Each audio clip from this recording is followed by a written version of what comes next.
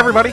Welcome to another episode of Classic Gaming Brothers. I'm Zach. And I'm Seth. And I'm Dylan. Whoa! Whoa, it's me. Zach, you gotta finish though. You gotta finish it out, Zach. You can't just leave everybody hanging. I said welcome to another episode of Classic Gaming Brothers. No, but you didn't say we're the Classic Gaming Brothers. And Dylan. Wow. I feel like Oh my gosh, I love it. Hey everybody, welcome to episode 55 of the Classic Gaming Brothers. Dang. And as evident by Zachary not even doing the intro correctly. Just excited. We have, I know you're excited, we have a guest on our show, and it is our friend Dylan, who is also a very talented, also has a podcast, and also a Twitch, which you are an accomplished streamer on said Twitch. So you go by, now I'm going to try this. Zach could probably pronounce it better, but I'm going to try to pronounce it. Kanekween? Close. I'm going to say, first of all, thank you so much, because that was such a non-deserved, incredibly flattering introduction. It's Kanekween, if you want to be technical. Yes, Kanekween. It's a play on words from Kaneki from Tokyo Ghoul. Oh, fun. That's and now, as sure you know, is. I've watched a few in my time. And if viewers, because everybody watches us, we don't have faces for video. We're terrifying. Yeah, we don't have faces. We don't have faces. Just a bunch of Slendermen over here. It's why we podcast. Because that's why I didn't turn on my webcam, because I'm currently faceless. Yeah, we're all faceless. It's so scary. That's what happens when you come to CGB headquarters. As my mother has once said, Seth, you have a face made for radio. That's good. But if our listeners wanted to find you in the internet, it's KANEKWEEN. Nailed it. Perfect. I'm glad that I can. Except for on Twitter, right, where you have 3 E's. Yes, 3 E's for Twitter and Instagram, 2 E's for YouTube, TikTok, and Twitch. And Dylan also has, and we'll plug everything at the end too, but Dylan also has a podcast called Consume Culture, which we were on a few episodes ago, where we talked about survival horror games and such. And you can find that on all the different podcasting applications that I'm aware of. Yes, wherever you can find Classic Gaming Brothers, you can find Consume Culture, or hopefully, maybe, I don't know. Pretty much, yeah. Let's get into it. For episode 55, we are I'm not even going to get into time frames right now. It's a weird world today. But we've got a lot of episodes here past us, as evident because we are episode 55. So as always, let's talk about what we've recently been playing. And since you are a guest, Dylan, what have you recently been playing? Well, I've been recently playing Genshin Impact. So it's a free-to-play action role-playing game developed and published by MiHoYo. The game features a fantasy open-world environment and action-based battle system using elemental magic, character switching, and uses gacha game monetization for players to obtain new characters, weapon, and other resources. It is so much fun. I'm so addicted. I started Legend of Zelda Breath of the Wild, which is a game that it's often compared to because of the location and the graphics and much else. But unfortunately, I put it by the wayside to start Genshin because it just sucked me in. Nice. Now, I've seen that. I guess the side by sides of Genshin Impact against like Legend of Zelda, and like the comparisons between the two. What about like the gameplay when it comes to? So like one of my things with Legend of Zelda's Breath of the Wild is it's a good game, but I do not like inventory degradation, where your inventory degrades over time, or it gets damaged and breaks, and you have to does it happen in Genshin Impact? So far, and I've put very many hours into the game. So far, I've never had to drop anything. So the inventory just gets bigger and bigger and bigger and bigger, and it just is endless. Do weapons break or anything? No. Oh, Nice. You use weapons to upgrade your characters, upgrade other weapons, upgrade artifacts, upgrade other stuff. So I'm never really too worried about my inventory, Mm-hmm. which is nice. Yeah, that was my thing with Breath of the Wild is that like I'd have like a sword or something, and then after like 30 swings, it'd like break, and I'd be like, Oh yeah, no. This is like if you find a sword that you really love, you can keep it and not only keep it, but you can upgrade it and keep upgrading it. that's fun. Yeah, it's really fun. And you said it was a gacha game, which is it's like a loot box system, correct? Yes. Yeah, because I know gacha comes from gachapon, which are the vending machine toys in Japan. We have them here, but it's usually like instead of like toys, we get like stickers or like slime hands that you throw at walls and they stick. Yeah, it's nice because the main kind of resource or the main reason most people use the loot boxes is to get new characters. Yeah. So they're always updating and, bringing in new characters. I think there's already like 20 plus characters you can unlock Yeah. because you have like 4 characters in your party at a time. So Zach, what have you been recently been playing? Well, Seth, not too long ago, it was now a few weeks ago, as of recording, we participated in the Extra Life 24-hour stream, which was a lot of fun. Dylan actually helped with that. He was part of our team. He did his own separate stream. During that, I played a little bit of a game called Terraria, which I've played since. And Terraria is an action-adventure sandbox game developed by Relogic. Originally came out in 2011 for Windows. It's been ported to many other consoles since then. It's kind of like 2D Minecraft, I would call it. So the game is heavily based on exploration, crafting, building, doing just a wide variety of different options that you can. And I got the game actually originally around the time it came out. So originally I first started playing it in 2011 and I kind of stopped for since recently. So it's been about 10 or so years since I last touched the game. And as you can imagine, a lot of things have changed. So it's been getting me getting used to it. So much has changed. In fact, the character I originally played as is no longer available for me to play as, and I had to create a new character.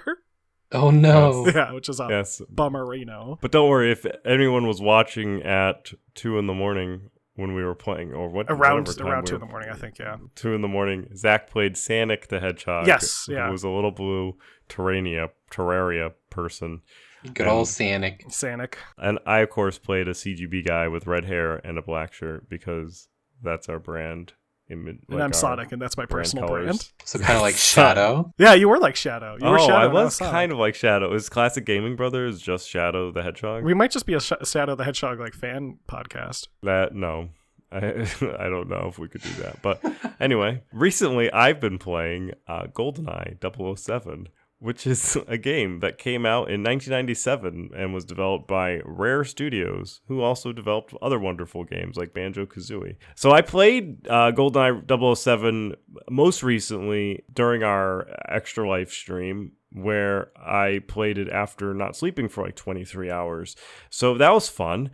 And then I also played it before then and after that on emulation. Zach had the original N64, so I played it on that, which was great too. Except he had a really loosey-goosey analog stick on one of the N64 controllers, and I was very mad. Well, the one that I was using was worse, so I gave you the better controller of the two. I like a good stick on my N64 controller, and I like when if I do the wheel motion with my hand, that the callus will appear immediately. Yeah, the wound on your hand from doing the circling. So nostalgic. Mario Party. Yeah. Mario Party. Yes. Yeah, you just have so good open sores after playing that game. Yeah, it's the best. But GoldenEye is also a great game. I love everything about GoldenEye, from the single player to the multiplayer to the movie. It's actually one of my favorite Bond movies. The part that I really enjoy is when playing multiplayer with my brother and other family members, looking at their screen and finding out what they're doing in order to cheat and win. Yeah, screen looking is classic. It's encouraged. It is allowed. You just don't talk about it because then you get made fun of for cheating. Yeah. And then it's a fight for whoever picks Odd Job every time. Absolutely. That's true. It's always Seth. I'm pretty sure he turned off the game system on me once when I picked Odd Job before he could. That's a long time ago. Oh my god. That's true. Or unplug the controller so then you can go get Odd Job before the other person can get Odd Job, and then plug it in. Brilliant. Yeah, there was a lot of things. And then you have to, right before you launch the game, change it so that auto aim and the aim assist are turned off so that, that nobody can point down to shoot you. When we were playing it, we did play my two favorite modes, which are License to Kill, so that only one hit kills. And then we did a proxy mines and a remote mines, which are both really enjoyable, especially when one, just a little bit of flame from either the mines will just instantly kill you. So License to Kill is probably my favorite game mode. The Man with the Golden Gun. I really like the golden gun, the kind of like tossing back that like explosive football over and over again. It's a great classic game, but we are not here to talk about GoldenEye, even though we could. We are here to talk about a game that we actually mentioned in our very briefly in our 50th episode, a game that was inspired by Super Mario 64, and that game is Kingdom Hearts. Kingdom Hearts. We have Dylan on the show because Dylan and I went to college together, and we've known each other for a long time, and I've always known Dylan to be a fan of Kingdom Hearts. In fact, when I think of Kingdom Hearts, the first thing I think of is either Dylan or my old roommate Shay. Oh my god, that's such an honor. Thank you. So I love that. And then I just think of like Donald screaming at me from like across the crowd. Help! Doesn't Donald have Absolutely. a gun in the game? No, Donald does not have a gun. Donald has a magic wand. I swear. For the This longest looks like time, a good place to find some ingredients. I just triggered so many Kingdom Hearts characters. Players. I'm just picturing Donald with a gun now. Yeah. Donald's got a gat. Everyone to get out. I thought I've seen screenshots of Donald holding a Okay, there's a 9mm. absolutely a meme in my phone right now that's Donald Duck holding a gun, and it looks so realistic, so I know exactly the image you're thinking of. Good. Perfect. That's I just assumed it was part of the game. Absolutely. So Seth and I have, of course, played Kingdom Hearts, but Dylan has much more experience with Kingdom Hearts, so we wanted to bring him on as an expert in the topic, so that we could bounce ideas off of him. But, so excited. I think it's also it's probably debatable that I've actually played it, since I just thought Donald Duck had a gun. Yeah, at this point. And we're gonna talk about our memories of Kingdom Hearts here. Now, like I said, Seth and I have some memories of Kingdom Hearts, but we have Dylan here as an expert. So, well, Dylan, you are the guest. Do you want to start us off and give us some of your memories of Kingdom Hearts? You know, when you first played it, et cetera, et cetera. Yeah, definitely. When I don't remember too much when I first played it because I was so young. I was probably like 10, 11 years old. But my favorite memories of kind of the game in general, I have two. One of them is when I went to New York Comic Con in 2017. I cosplayed as Sora, and it was like just one of the coolest, most fun experiences because, you know, it's such a beloved character. Everyone instantly knew who I was. Coming up, taking pictures with me, people stopping me like literally every 2 seconds. I felt famous. So that it was so fun. And I got to meet some of the cast of Kingdom Hearts there. I had one of them sign my Keyblade. It was very magical. And then my second memory is when I stood in line for hours and hours and hours to for the release premiere of Kingdom Hearts 3. Because we waited about 14, 15 years for the third full game. I will never forget sitting for hours on a beanbag playing Nintendo Switch with my friend who met me there. There was like Kingdom Hearts trivia. They were giving away prizes. And just the moment that I got the Kingdom Hearts actual game itself in my hands, me and my friend sprinted out the store and just started screaming. And like, yeah, that was a moment I'll never forget because I waited, you know, more than half my life for that moment. So that was really special. Nice. Zach, since my memories are probably the most incomplete, why don't you go? Well, my first memories of Kingdom Hearts is when our dad picked up the PlayStation 2 that he still has and he still plays. The PlayStation 2 that he got, I remember we picked up a couple of games with it that were used games, but we got one that was Eco, the game that was made by the people who made Shadows of the Colossus, and I think a little later we picked up Kingdom Hearts. Ico. Eco's like the game with the dolphin. That's Echo. I don't know. It's closer than Ico. Echo is a great game. But yeah, so we picked up Kingdom Hearts a little later, and I just remember being really impressed by the game because it was one of the first full like Final Fantasy style games I played in terms of like an RPG game. Yeah, same. But also a little confused why Donald and Goofy were there.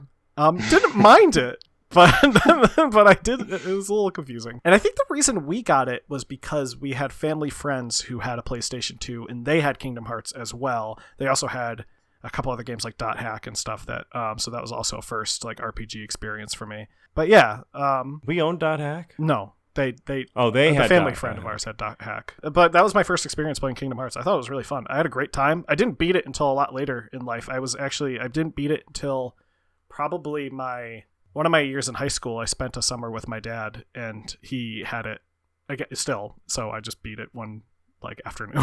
I just like sat That's through and so played funny. through all of it. I have I remember when I first played it in middle school, but I stopped. I remember specifically at the Queen of Hearts level because I thought it was too hard. Yeah. And I literally just put it down and then didn't finish it until like high school. Yeah. I don't remember when I stopped. I just remember being like, this game's too hard for little Zach. And I came back a few years later and was like, this game's too easy for little Zach. It is pretty hard for like a That's young funny. kid. So my memories of Kingdom Hearts are I vaguely there's like the little shadow creatures in it. The Heartless. Yes, the Heartless. You have to beat them up. So like I remember going through like maybe like a city map, like their streets or something.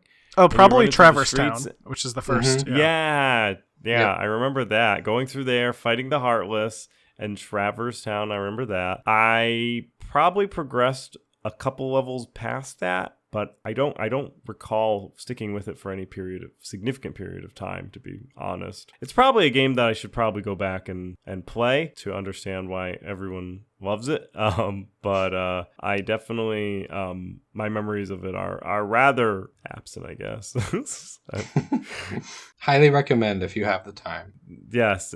Well, yeah, I'll put it in the docket of to-do list. I think I'll have to dig up a PlayStation. It's on PS1, right? Originally? PS2, but you PS2 can get the originally. HD remaster for PS4, which You can actually get the Kingdom Hearts all-in-one package, which comes with every that's single true. game for PS4. So, Dylan, I was putting together some questions, and especially because as somebody who has extremely limited knowledge on Kingdom Hearts, I wanted to ask the expert on Kingdom Hearts. So, what about Kingdom Hearts appeals to you? So originally, when I first played the game, it was the Disney aspect of it. I got it because I was like, oh, this is a really cool concept to have characters living in Disney worlds. And when I heard that there was a Nightmare Before Christmas level, I was like, I'm all in. The idea of me being able to walk around that universe sold it for me. But now it's less the Disney aspect of it. My favorite parts are really the core story itself that really doesn't have anything to do with the Disney characters. Also, the music, I would say, is probably my favorite thing about Kingdom Hearts.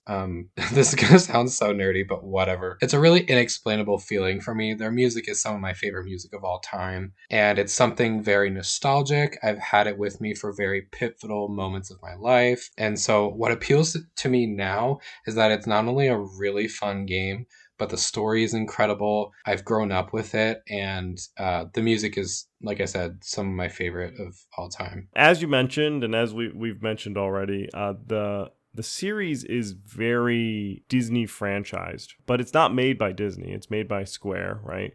Mm-hmm. Since it's not made by Disney and it's made by Square, that means that Square has licensed Disney for the use in Kingdom Hearts. Now, I'm sure there's some sort of legal agreements and all that jazz so that they can use it and integrate it into the property. And I'm sure Disney is very happy with the performance of it. Do you think that Kingdom Hearts could stand on its own without the Disney license as a game by itself? Yes, because there's already examples of it. So 358 over 2 days, for instance, is one Kingdom Hearts games that has nothing to do with anything Disney. It's just core Kingdom Hearts story. I would even say that's one of the more beloved entries in the franchise. So I definitely think it could stand on its own.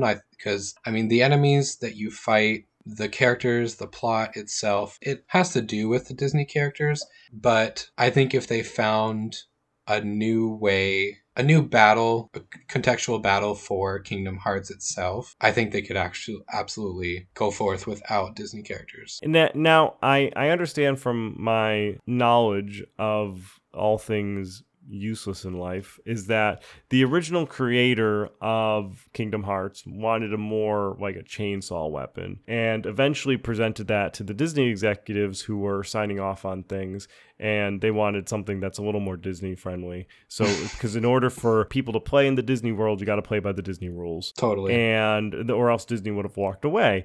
And so we have the Keyblade as the weapon. Do you think that if the Keyblade, being such an iconic piece of Kingdom Hearts, do you think it could be replaced with a weapon like a chainsaw and still have the game be a more violent but fun game? Or do you think that that wholesome aspect of the game is necessary for the game soul, as it were? I think the latter is a really good way to put it. I think now, yes, we can say, they can't be as violent because it's Disney, but I think some of the, like you said, some of the soul of the game comes from all of your violence being of magic. And I think if you took away that element of it, it wouldn't feel like a Kingdom Hearts game. I'm sure it would be just as fun. And I mean, there's some aspect of like the Organization 13, for example, which is like a group of villains that you fight, where their weapons they're not as violent, but they might seem like other violent weapons, but there's still like an element of magic to it. So I think, would it be as fun? Yes. Would it, like you said, have the same kind of soul wholesomeness to it? Definitely not. Now, how do you feel about how the games are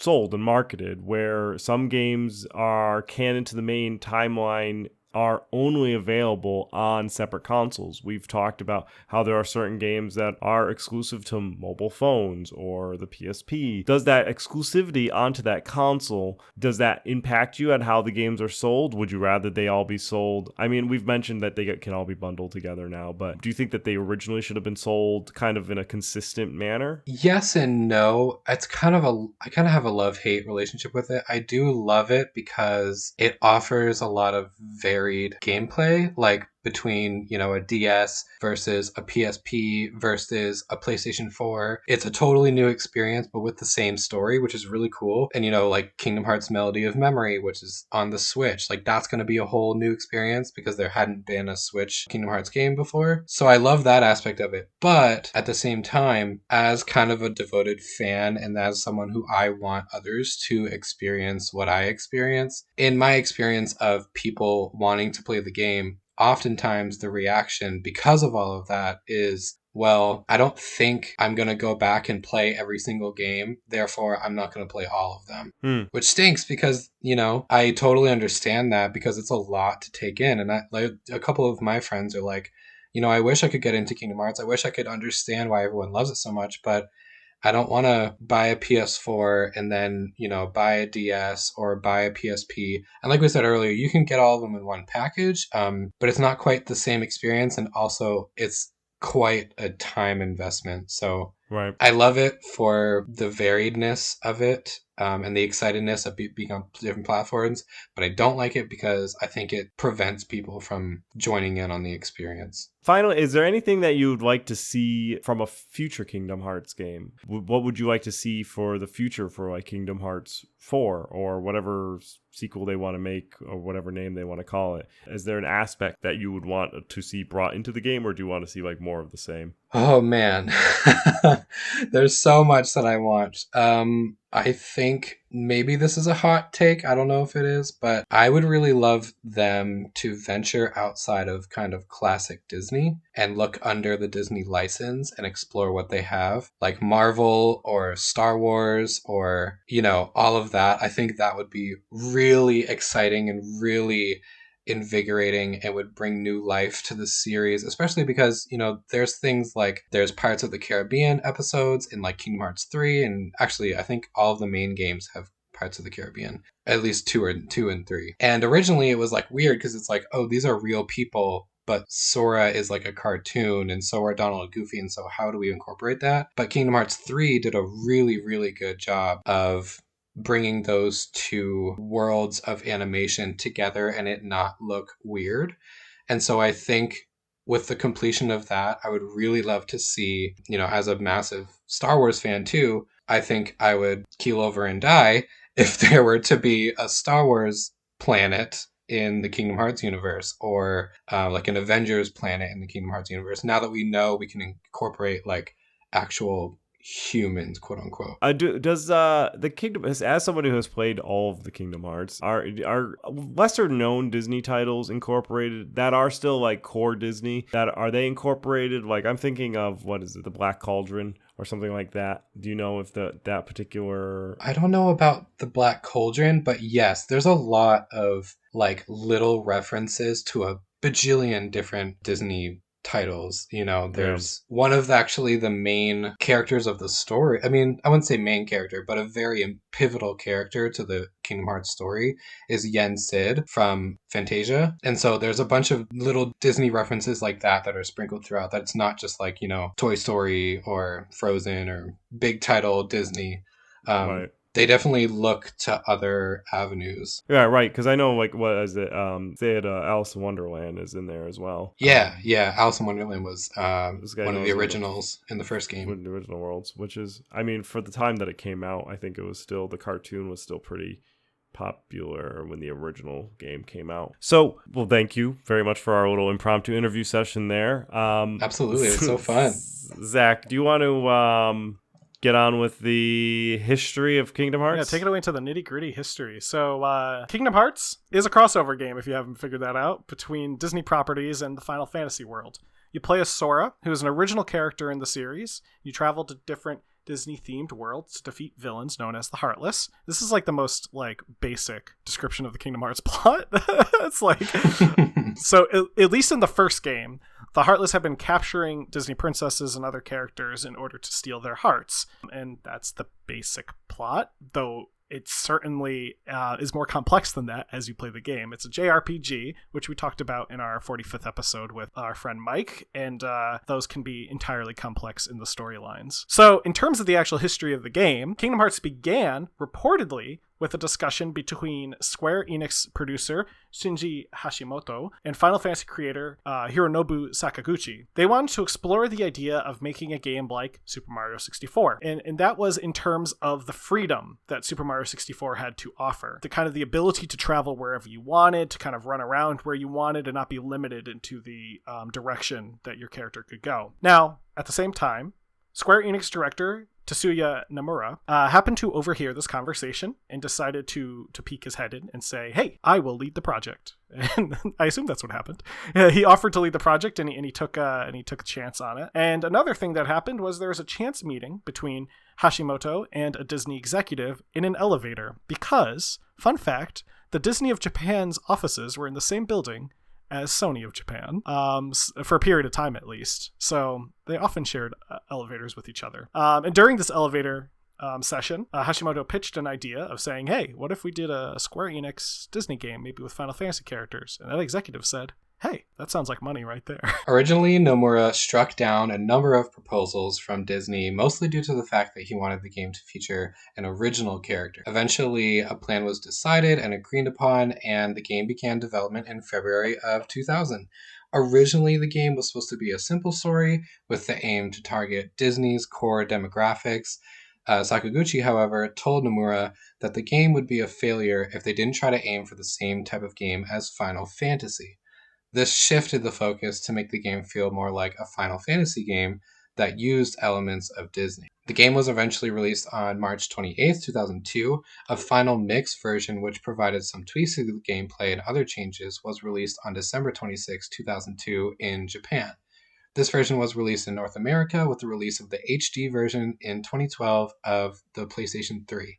This HD version was also brought to the PlayStation 4 in 2017. To do the numbers, on release, the game received immensely positive reviews. During the first 2 months of its North American release, it was one of the top 3 highest-selling video games. At the end of April 2003, Square announced that Kingdom Hearts had sold its millionth copy in the United States. Worldwide, it had sold 3 million copies, which is, once again, an important reason. I could guarantee you, we don't have like the splits right here in front of me, but I guarantee you the split is probably like 1 million in the US and like probably like 1.5 million in Japan, and then the remaining bulk in Europe. Yeah. Which goes to show you why Japanese game creators really like porting their games to America, because America still makes up a very good big portion of the video game purchaser. So it's always an important, if ever in your mind you ever wonder like, why do all these Japanese games come over, like why do they get localized and then pushed to the American market? Well, we buy it. And guess what? People like money. As of June of 2019, the Kingdom Hearts series as a whole has shipped more than 32 million copies worldwide. So that's all the games in canon. And the game series has tie-in merchandising that include soundtracks, figures, figurines, companion books, novels, a CCG, a collectible card game, manga, and a soon-to-be-released television series on Disney Plus streaming. So, and all those merchandising opportunities makes additional money. And that's like the old... it's an old tactic when it comes to television and movies, right? The television and movie needs to be popular enough so you can sell merchandise, specifically toys. Like, that's like a thing. That's why George Lucas made billions of dollars, because he maintained merchandising rights for Star Wars. So every time a toy was made, in the beginning, Lucas made 80 cents to every dollar that Kenner made. And merchandising is essential back to the brand of the product itself. In this case, it's a video game. So when Kingdom Hearts can be supported by not only the video game series shipping 32 million copies worldwide, it then also ties in with all those merchandise. So Dylan said that he loves the soundtrack. Maybe he's purchased it separately on a CD. That's more money in their pockets. I was going to say, I probably have at least one of everything in that last sentence.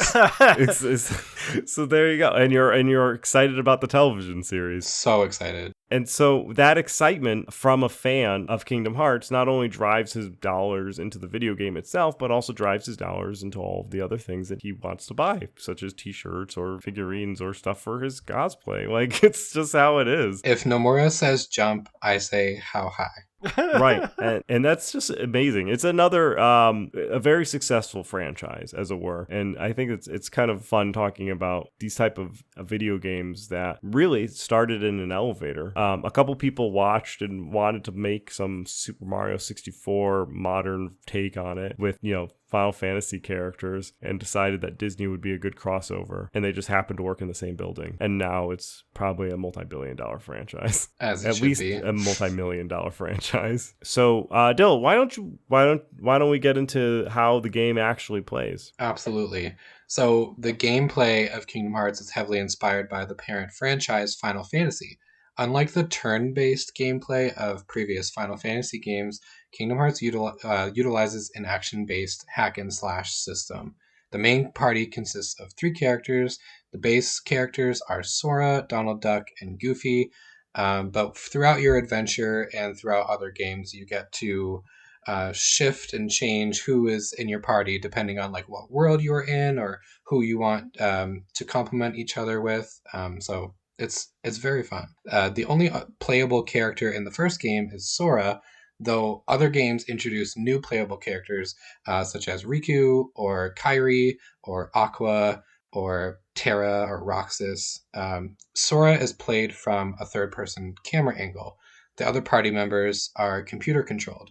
You can change out your party members throughout the game in specific levels. For example, in Tarzan in Deep Jungle, Jack Skellington in Halloween Town, which is my personal favorite from the first game, and Peter Pan in Neverland. So during fighting throughout the game, you gain experience points where you level up your own abilities and your party members' abilities. As you gain experience, you can continue to access new powers. The game is linear, so that you progress from one story event to the next. So as you progress through, you can unlock special characters that you can summon, such as Dumbo and Tinkerbell, who provide you bonuses or pickups, like health pickups. It is as stated, it's a very JRPG.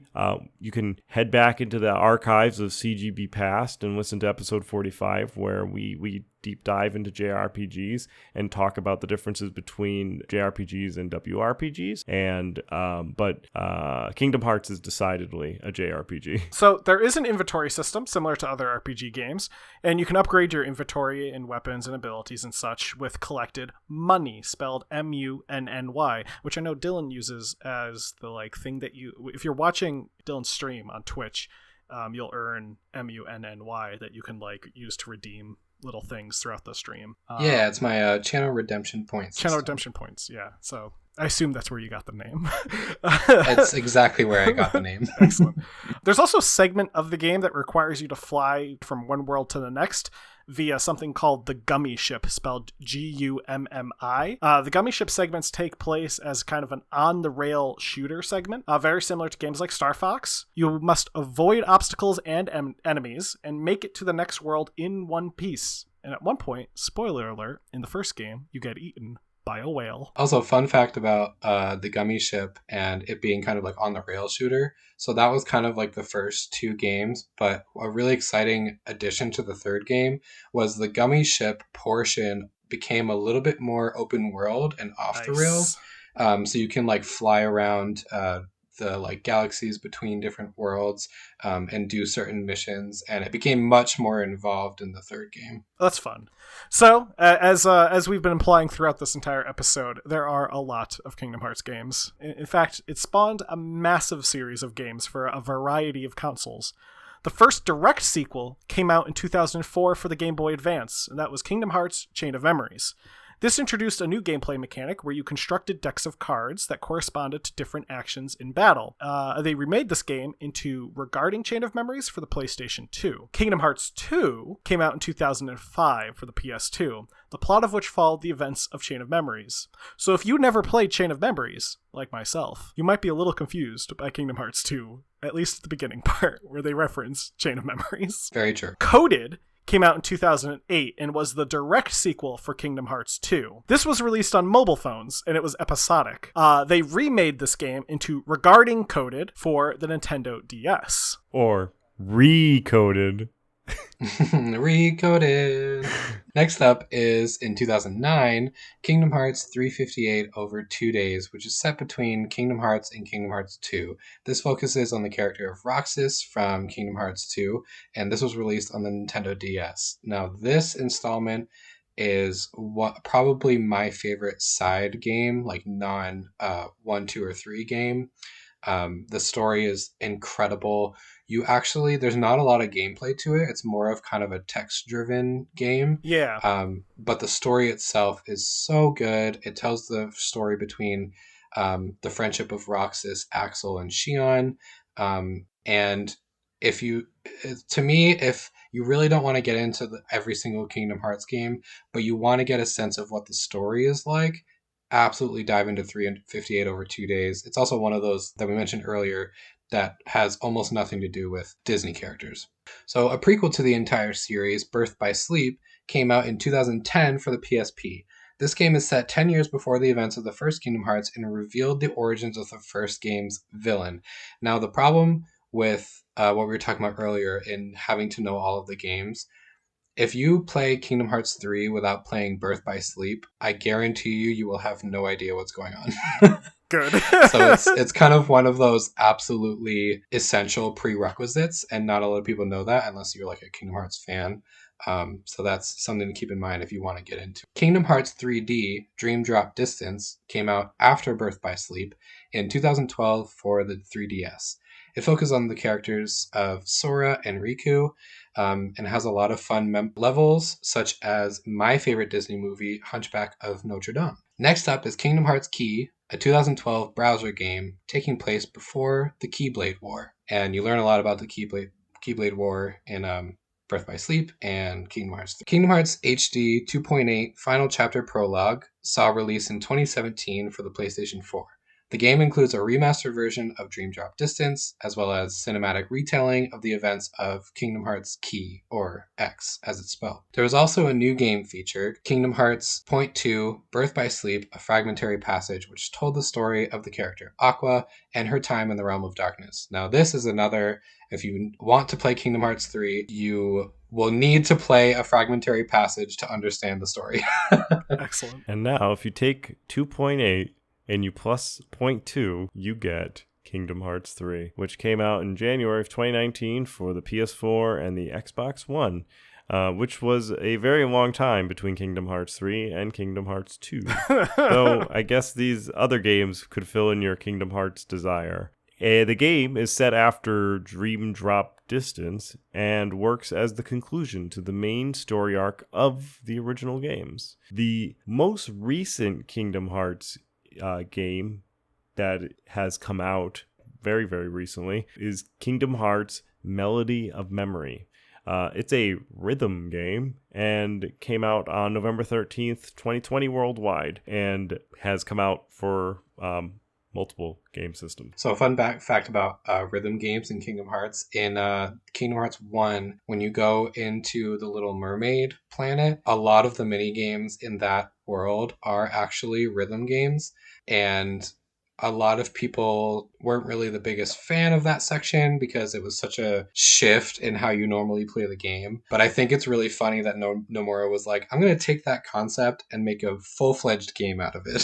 Yeah, that's pretty funny. They're like, what part did people hate the most? All right, make a game out of it. I personally love it because, like I said earlier, the music is my favorite part of the game. So yeah, that's it. That's our Kingdom Hearts episode with our special guest. Our Kingdom Hearts segment with our special guest Dylan. We're not done yet. So does anyone else have anything to say? Last thoughts about Kingdom Hearts? It's like closing time at a bar. I love it so much. If you can find the time to invest in it, I highly recommend it. It's so worth it. And also, this might be a hot take too, but the ending of Kingdom Hearts 3 is one of the best video game experiences I have ever had, period. And not just because I love it so much. But it's just such a satisfying ending, including the Kingdom Hearts 3 Remind DLC, which is actually integral to the Kingdom Hearts 3 story. So if you can get there, because it's so worth it, I promise. Nice. Well, I'll definitely put in the list of things to play. And speaking of putting in the list of things to play, we're going to move on to our Byway Pass segment. Dylan, you as a listener of our podcast, I'm sure you're familiar with this segment. So familiar. And this segment, very good. This segment is where we talk about things that we are excited about buying, waiting, or passing on, because it's not a Classic Gaming Brothers episode without being excited about inaction. I love it. So, Dylan, once again, as the guest, why don't you take it away for something that you are excited about buying, waiting, or passing on? So, my buy wait pass is a full-fledged 100% buy. I already have it pre-ordered. Cannot wait for it to come out. Cyberpunk 2077. So this is adapted from the Cyberpunk franchise. The story takes place in dystopian Night City, an open world with 6 distinct regions. Players assume the first-person perspective of a customizable mercenary known as V, who can acquire skills in hacking and machinery, an arsenal of ranged weapons, and options for melee combat. I am so excited about this game because, one, I am an absolute just trash bag for open world games. I love them so much, no matter what it is. And like Zach said earlier in the episode, Kingdom Hearts was kind of my gateway open world game. So that's where my love started for it. But yeah, I'm really excited to jump into an RPG. And this one looks really involved. Looks like you need to spend a lot of time on it. And I just really like the aesthetic of it. I think it's going to be a really fun eye candy to play. I'm very excited. Cyberpunk is one of my loves for genres, and I'm equally excited about Cyberpunk 2077. I am not equally as excited about my computer and whether or not it can run Cyberpunk 2077. So Touché. I may be very sad about how much money I'm going to have to spend to be able to run it. Because a fun fact about me, I have only upgraded my computer at the inability to run a video game. Every time I've upgraded my computer, it was because I was not able to play a game. So Cyberpunk 2077 may be the one that kills my system, but I think that's fair, right. though. I think it would be a good game to go out on, and I think this machine has lived long enough. Yeah, I'm planning on streaming it, so I hope my computer can handle it too. Yeah. I will definitely be interested in. At least I will probably join you on some of your streams. So Zach, you want to do your Byweight Pass? My Byweight Pass is actually a game, or rather a remake of a game that we talked about many moons ago, one of our earliest episodes, and that is Myst, specifically the remake of Myst that's coming out from Cyan, the studio that originally brought us Myst. So Myst is built from the ground up to play in both VR and on flat screen PCs, and it looks to be like a full recreation of the game in like updated graphics and updated engine and everything. I didn't even know it was coming out until I was on Steam and I saw it under like games that are coming out soon. Personally, I think it looks beautiful from the early screenshots I've seen. I have no clue when it's coming out, but it's supposed to come out sometime this year. And I'm going to probably put it down as a wait because I'm actually considering the potential of getting myself the Oculus Quest 2, the VR set. And I think if I do get the Oculus Quest 2, I do want to get the Myst remake for that because it looks like it's being built for VR. And I think playing Myst in VR would be a beautiful experience. It also looks way better than Real Myst, which came out, the like 3D remake of Myst that came out back in like 2000s, which was just poop. So, and that's not like poop. Yeah, it's just that's not like the Real Myst, which was the original game. This is Real, all lowercase, big case Myst, all one word. It's bad. I've recently played Real Myst. And recently bought it. And why didn't you tell me that it was bad before I bought it? I'm so mad. I don't remember. You didn't ask me if you. I know. Well, I think I actually think that Real all lowercase Myst is. I think it's fine as a game. I think it actually does a pretty good job with the reskinning of Myst, and I think it's fun seeing Myst as a reskin. My only complaint, my very small complaint about it, is when you open doors, it plays the AOL instant message door open noise. Oh my god, that's incredible! So like I opened the door and it played that noise. I was like, is somebody online? Like, I was having like PTSD of AOL Instant Messenger. Gotta set my away message. So finally, my Byweight Pass is Observer System Redux. So Observer is a dark cyberpunk game that's set in 2084, where it's a world that's been shattered by plagues and wars, and you, the Observer, become a member of the Neural Police Detective, and you get to hack into the jagged minds of others, and you get to use whatever they felt or remembered to solve a case and catch the killer. I think I wanted this game when it came out in 2017, and now that they're remastering it for 2020, now I'm doubly excited for it. But I never ended up buying it, and it's kind of a spooky game where I have to be in the mood to be spooky, so I'm going to put it down on the wait list, but I don't know. I might be getting into the mood soon to play a spooky detective game. I'm always in the mood for a spooky game. Yeah, and this plus Transient. So I'm going to put it down as a wait, but that's only because I haven't really dwelled long enough on it, to be fair. So wait, possibly buy. Nice. Not a pass, though. Not a pass. Also, I realized by the time this podcast comes out, Cyberpunk 2077 had been released. So hopefully, future me, hey, hope you're enjoying the game. Same to me, future me. Pod time is weird time. Anyway, so that's it. That's our episode about Kingdom Hearts, Excellent. But specifically our episode featuring our friend and extended classic gaming brother, Dylan, who is better known as, I'm going to try it again and you're going to be mad, Kanekween? Yeah, there it is. You got it. Also, extended classic gaming brother? Yeah. Oh, I feel like I've been knighted. Oh, excellent. Sir Kanekween. Yeah. Yes. So it's fun. You get to go to our special guest area on our website. Currently, people either go to our special guest section or our staff section. So if you help us with the production of the podcast, you become staff. Oh, hell and if yeah. you come on the podcast, you become a special guest. So if you go to the special guests, I don't think I've ever plugged the special guest section on our website. So if you go to our website, and since we're getting to the plugging section, if you go to our website, you can go to the special guest section, and there you will find a list of people who have been on our podcast. And it may be different every time because we have people come onto our podcast. I would say pretty on schedule, if not regularly. And there you will find the episode that they were on, so you can listen to it. You will also find information regarding their particular channels and YouTubes and social medias if they have them or wish them to be public. We have, for example, if you would like to listen to the episode Mike Case was on, that is there, and you can listen to it. Then you can go to his YouTube and you can watch him open a box that we shipped him. You can also watch him open other boxes. And so now you will also see Dylan, also known as I'm going to try it again.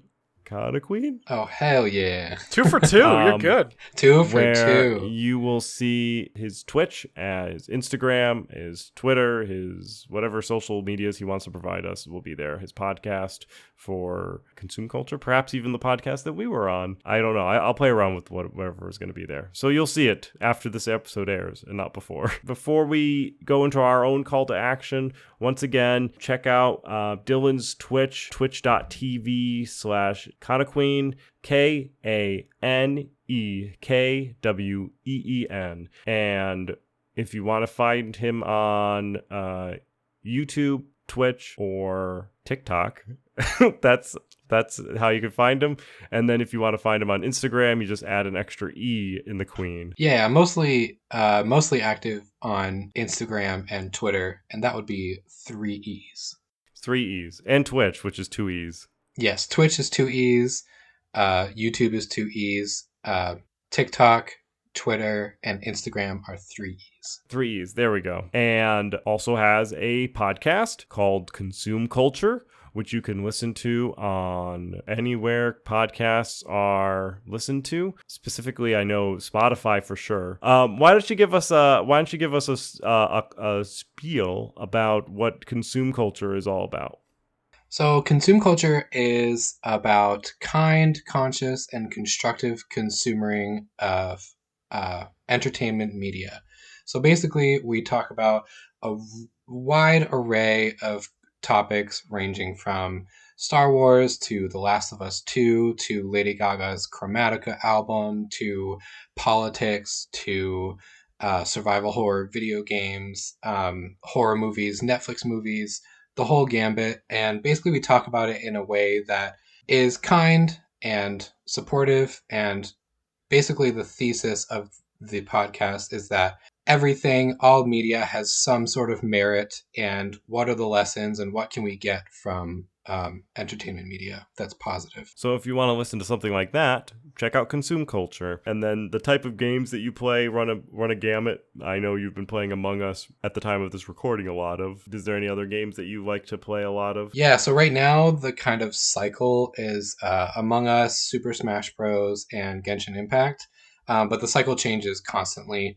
For the month of October, we did Kanekween, which was all horror games. And I'm a variety streamer. I've done Twitch Sings before. I've done community game nights. I've done watch parties of horror movies. Definitely would say I'm a variety streamer. Let me tell you, if there's any place that you want to be, if you want to go and hang out with and know that you're really going to be hanging out with some good people, go over to his stream. It's a very accepting and inviting channel, and even if it's late and you see Dylan playing a game, just go check him out. He'll chat with you, and you can chat with his community, and he's very engaging with everybody who's viewing his stuff. So definitely check him out. Even when he's got his hundreds of followers, millions of followers.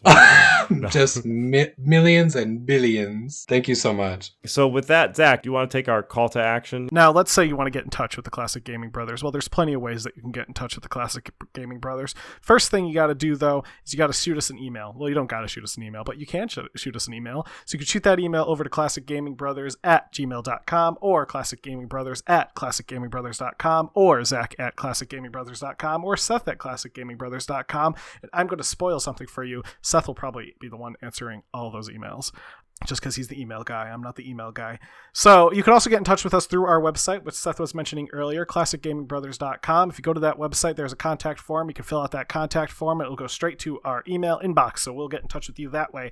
If you send an email over to us, you will be entered into the opportunity to win a free game. No questions asked. That sounds weird. No, it's just a free game. We're gonna pull a question. We're gonna pull a game from a list that Seth has, or you'll get to pull a game from a list that Seth has, and then that'll be your game for life that you get to own. You never have to look at it again. If you want to listen to us, we are available on all major podcasting applications out there. You know, your Spotify's, your Apple podcasts, your Amazon podcasts, et cetera, et cetera. We're available on everything. If you want to support us, there's plenty of ways you could support us.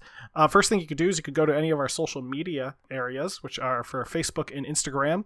Classic Gaming Brothers. On Twitter, it's CG Brothers Pod.